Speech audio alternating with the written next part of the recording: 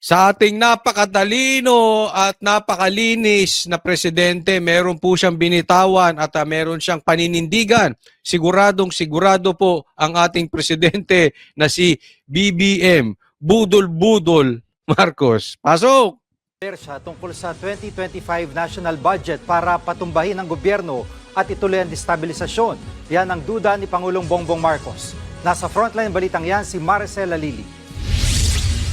Ang mga kumukwestiyon sa 2025 national budget ay yung mga gusto raw na matigil ang operasyon ng gobyerno. Tingnan mo to si... Tingnan mo to si Marcos, ha? Alam mo, ang tagal nating sinisigaw doon sa aming programa sa SMNI at dito rin sinisigaw ko na kailangan magbigay ng komentaryo si Marcos. Hindi siya pwedeng tatahimik lang. Pero nauunawaan ko yung kanyang mga adviser kasi pinatatahimik siya dahil lahat ng lumalabas sa bunganga nito nalalagay sila sa alanganin. Ha? Ang dami ng kapalpakan nito eh. Anyway, nabitag po siya.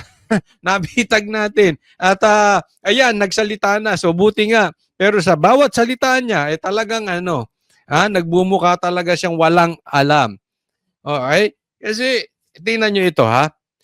Instead na nagsasalita siya at inaayos, kasi it is a fact. Kahit si Kimbo, nakakampi ng pinsan mo, na tao ng pinsan mo, inamin may blank items. So, dapat yun, ginagawan mo ng paraan, inaayos mo, at dapat ikaw ay nagiging leader. Una, hindi mo na nga ginawa yun, tapos pangalawa, sinasabi mo pa na parang kinukonsinti mo yung mga pagsisinungaling ng ibang mga congressman at ng ibang senador dyan na walang blank items. Paano maaayos ang Pilipinas kung ang leader ay katulad nito si Marcos? May kriminal na ginawa, may pagkakamali, inamin na, kinukonsinti pa ng presidente. Saan pupunta ang Pilipinas ngayon?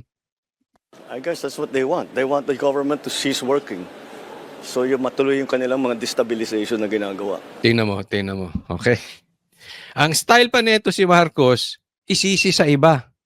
Yung utak niya at saka yung utak ni Ortega parehas lang. 'Di ba? Halatang halata, hindi nila kayang magbigay ng argumento at ipagtanggol bakit may blank items. Ang sinisisi patungkol sa Duterte. Parang si Ortega, ang sinisisi si BP Sara. Sila ba ang may gawa ng blank items in the first place? Buti nga, may nagsasalita doon sa pagkakamali diyan sa bycam na yan. Marcos, dapat nga natutuwa ka. Ano ka ba talagang klaseng presidente? Galing mismo yan kay Pangulong Bongbong Marcos. Parte raw ng planong destabilisasyon ng gobyerno ang paghahain ng petisyon sa Korte Suprema para ideklarang unconstitutional ang 2025 national budget. Ayon kay PBBM,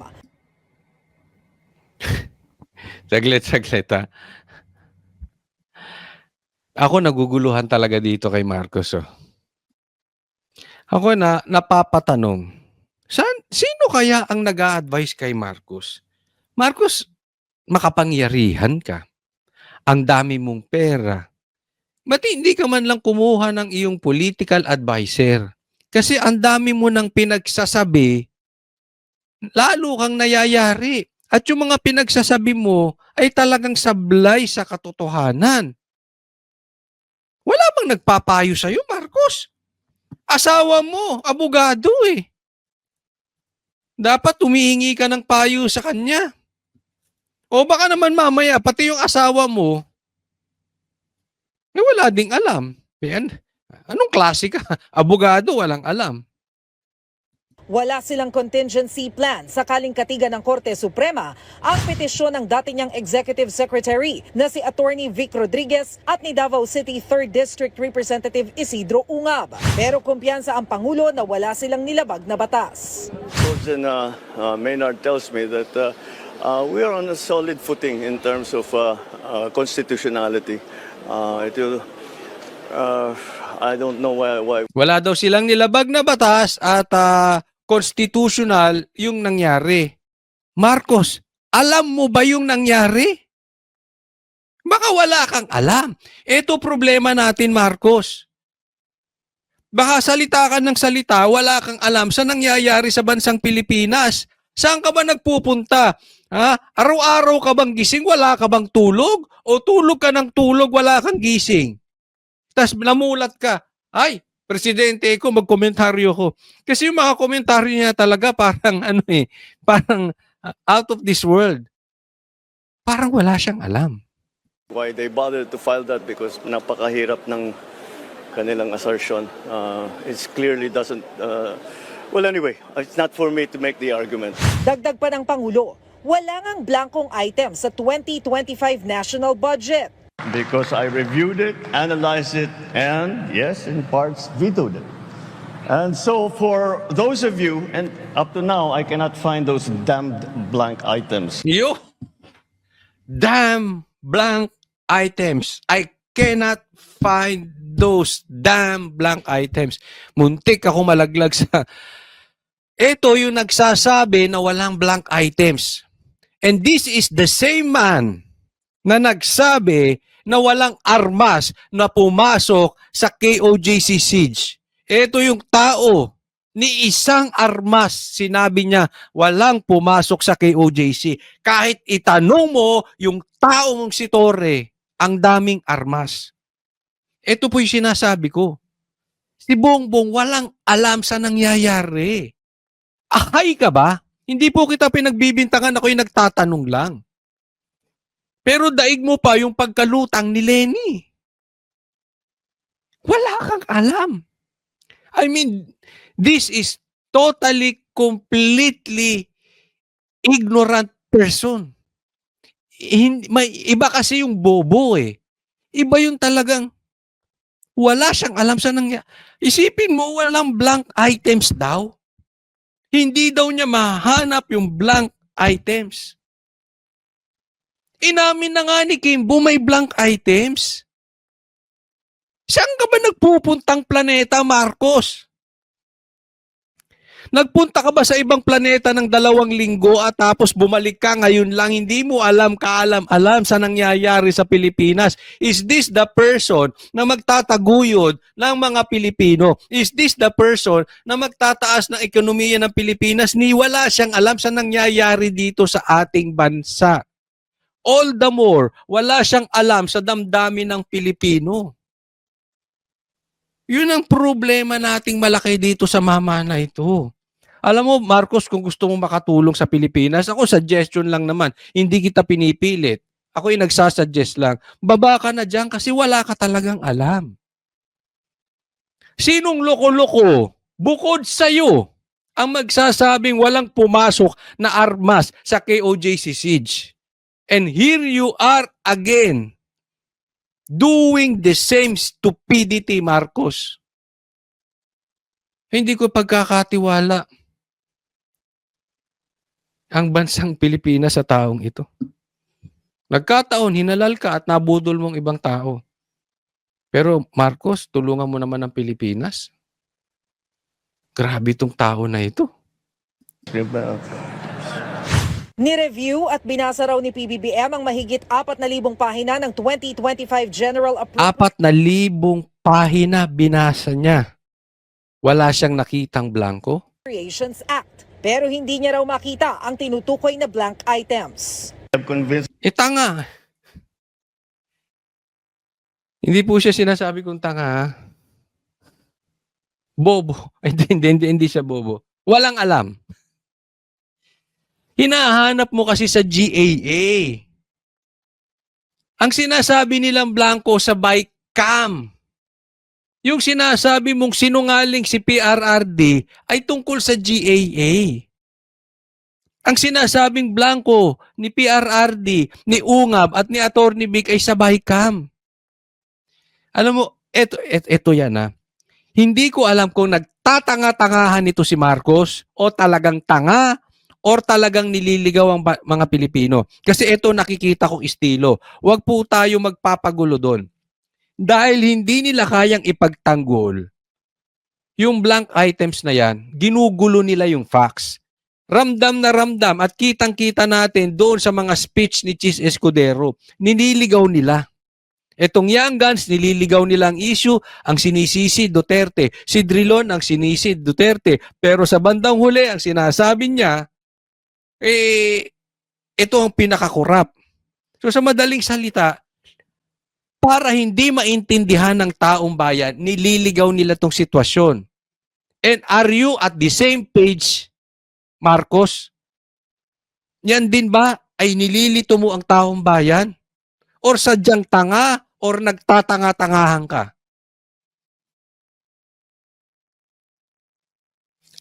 Ganito po kasi yan. Para dun sa mga maikling paliwanag lang. Ito kailangan ko pong ulit-ulitin. Nang sa ganon, maipaliwanag natin sa ating mga kababayan. Kasi darating at darating. At yan po ang kumakalat na mga nagsasabi na mga politiko ang style na gagawin nila, guguluhin nila yung facts. Okay? So ipaliwanag ko lang mabilisan. Gagawa sila ng budget. Pasisimplihan ko as far as I can.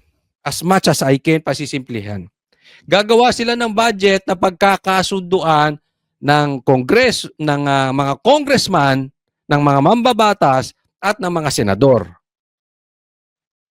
Okay? Ngayon, kini-question pa nga yung BICAM na yan kasi pagka hindi nila mapagkasunduan, ang magdidesisyon yung mga mangilan-ngilan na BICAM members. Patungkol ito sa budget. Okay? Naiintindihan po natin. Patungkol ito sa budget. Ang nangyari po, blanco. Blanco yun, pinirmahan ng mga ilang senador at ilang mga congressman. Karamihan ng mga congressman na pumirma ay ito ay ang mga best friends ni Tambaluslos. Ang mga pumirmang mga senador ay hindi ko maintindihan kung kakampi ni PRR ay ni Marcos. So blanco 'yon. Nung dumating sa presidente, yun ang GAA na pinirmahan niya. Yun na po ang batas na budget. Ganun lang kasimple.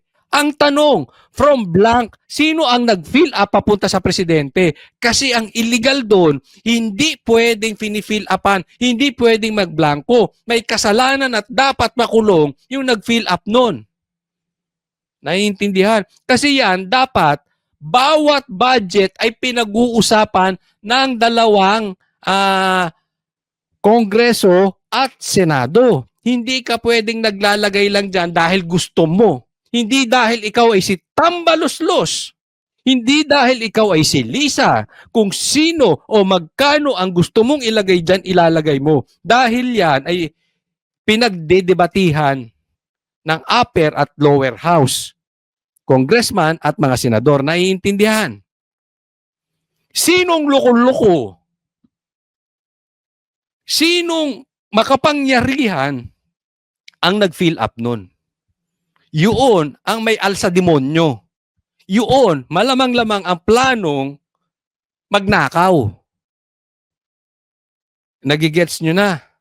Eto si Marcos, kumpleto ng kumpleto. Tanga talaga.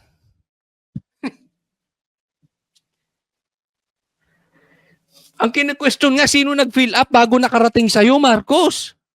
Ano ka ba talaga? That they simply do not exist because it is not allowed to exist. Sinabi yan ng Pangulo sa harap mismo ng Justices ng Supreme Court.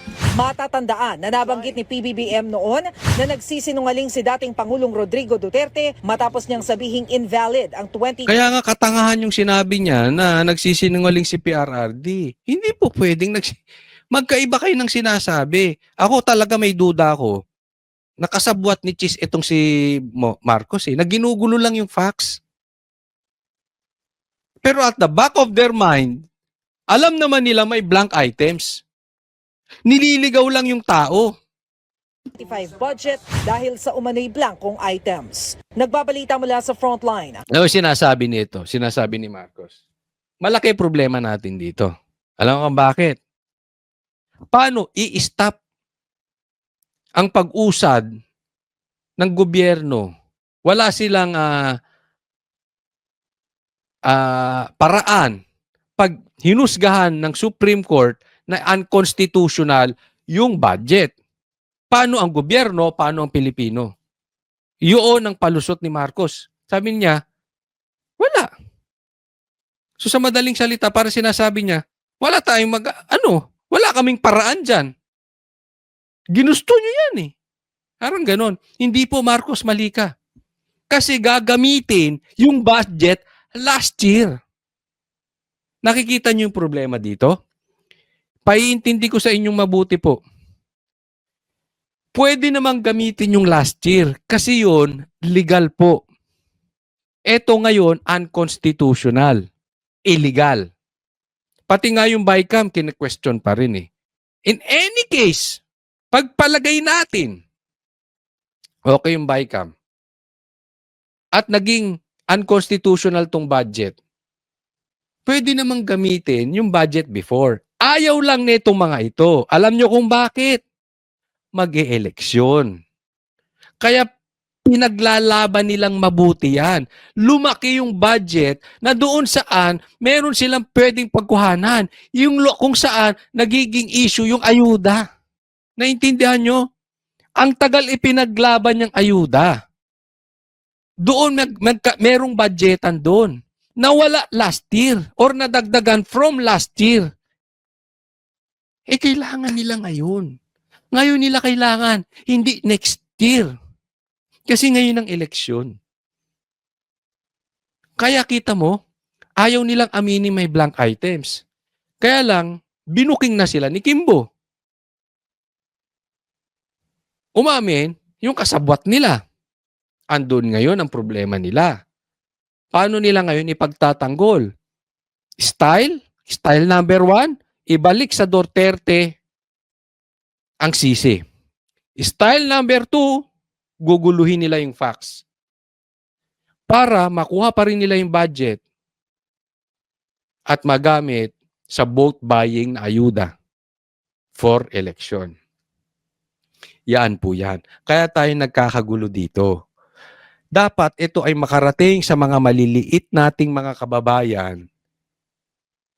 Itong problema na ito. Ang ganda nung paliwanag ng interview namin kanina sa Banateros program kay Attorney Vic. Ang sabi niya, parang ganito ang kanyang pagkaka-explain, okay? Not exactly, not verbatim, pero parang ganito. Ang sabi niya, halimbawa, merong asosasyon ng mga jeepney drivers, tricycle drivers, at may pera sila dyan, may contribution sila bawat isa dyan para magagamit nila sa kanilang asosasyon. Papayag kaya yung mga members na blanco yun? At kung sinong demonyo o Poncio Pilato lang ang maglalagay ng budget doon, kung magkano ang gusto niya. Mga jeepney drivers to. Mga tricycle drivers. Hindi papayag yung mga yun. Kahit sa inyo, sa association ninyo, may contribution, may pera ang grupo, may pera ang asosasyon, diyan sa homeowners association, diyan sa subdivision nyo, diyan sa condominium nyo, o kung samang kayo nabibilang kahit sa mga PTA. Meron, di ba? Papayag kayo, blanco yun. Saan gagastusin ang pera? Basta blanco yan. Tapos pipirmahan ng presidente. Tapos na. Teka muna. Blanco yan eh. Tapos pipirmahan ng presidente, hindi natin napag-usapan yan. Dapat kasali kami sa usapan patungkol sa budget. Sinong gustong magnakaw ng pera natin na bigla na lang na blanco at may nagkaroon ng numero dyan? Pinirmahan pa ng presidente. Anong hokus-pokus gagawin nyo? Anong magic-magic ang gagawin nyo dyan? Naiintindihan? These are simple groups. These are simple communities ang ginamit kong halimbawa. Hindi papayag na basta-basta na lang kayo maglalagay ng budget. Saan nyo gagamitin yung pera namin? Naiintindihan? Ilang libo lang yun. Ito, We are talking here about trillions of pesos. Pera ng karamihan ng mga tao na wala na nga makain sa isang araw. Kung kumain man yung iba dyan, parang naka-diet, parang naka-intermittent fasting, once a day, puro pa kanin. Tapos, hindi malalaman ng taong bayan paano kayo nagkaroon ng ganyang amount. Sinong nag-decide niyan? Ang nagdi-decide dapat niyan, yung buong body na representative ng buong Pilipinas. Naiintindihan po natin. Malaki problema natin dito sa blank items na to. At pag hinayaan natin ito, uulit-ulitin. Kasi they are in denial. Itagaan nyo sa bato, pag lumusot ito, at tumigil tayo sa kakaingay nito, next year, may blank items ulit. At yun nga mga kababayan, anong masasabi niyo sa balitang ito? Maaring ihayag ang inyong opinyon at kuro-kuro sa comment section sa ibaba. Huwag din kalimutang mag-like, mag-subscribe at mag-share sa bidyong ito. Maraming salamat sa panonood.